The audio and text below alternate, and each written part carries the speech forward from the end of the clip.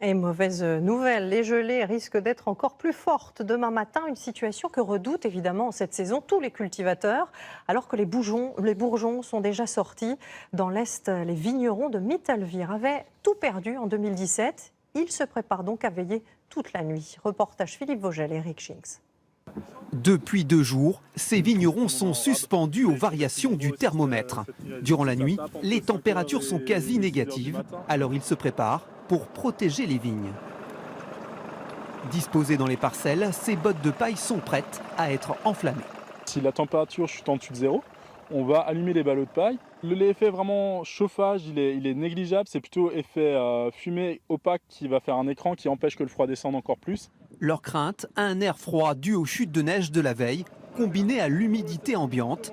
Toute la nuit, ils vont se relayer, surveiller les températures, prêts à mettre le feu aux ballots de paille. On a 5 thermomètres, 4 thermomètres disposés dans les vignes à des points stratégiques.